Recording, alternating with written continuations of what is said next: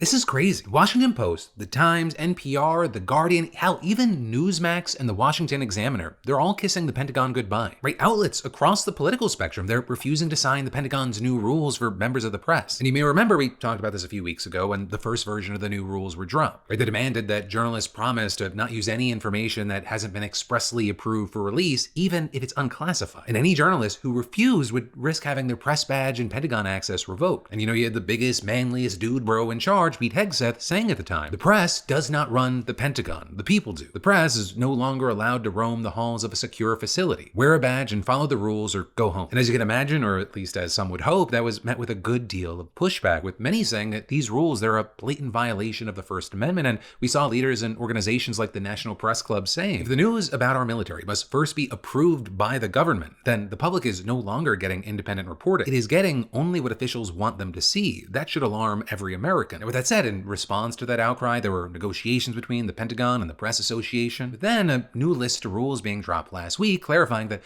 journalists don't need to submit their pieces to the Department of Defense before publication. But the rules still made it clear that reporters cannot solicit or obtain any information that the department doesn't expressly approve, or which is included in the list of rules that journalists have to follow or risk being labeled a security risk and lose their access. And notably, the Pentagon also clarified that any reporter who wants access has to sign the policy acknowledging that they understand it, quote, even if I do not necessarily agree with such policies and procedures. But these changes, they didn't solve the key issues, and the Pentagon Press Association was less than pleased, releasing a statement saying, unfortunately, those negotiations have not been as successful as we hoped. We acknowledge and appreciate that the Pentagon is no longer requiring reporters to express agreement with the new policy as a condition for obtaining press credentials, but the Pentagon is still asking us to affirm our understanding of policies that appear designed to stifle a free press and potentially expose us to prosecution for simply doing our jobs. And outlets and journalists have until 5 p.m. today to sign the pledge or turn in their press credentials by tomorrow. But the reason that we're talking about this today is because the general consensus has been a whopping hell no, Hegseth. With statements from the Washington Post, the New York Times, the Atlantic, NPR, the Wall Street Journal, and the Guardian, all confirming they won't be signing a damn thing. Also generally agreeing that it's an egregious violation of the First Amendment. And you saw things like an opinion piece by veteran NPR reporter Tom Bowman saying, signing that document would make us stenographers parroting press releases, not watchdogs holding government officials accountable. And again, you even saw refusals from right-leaning sources like NewsMax and the Washington Examiner, with the spokesperson for NewsMax saying they have, quote, no plans to sign the letter, and adding, we are working in conjunction with other media outlets to resolve the situation. We believe the requirements are unnecessary and onerous and hope that the Pentagon will review the matter further. And in fact, reportedly at this time, the only outlet that has signed at this point is One American News. Right, and with that, you had their president, Charles Herring, saying in a statement yesterday that his staff had signed the revised rules after, quote,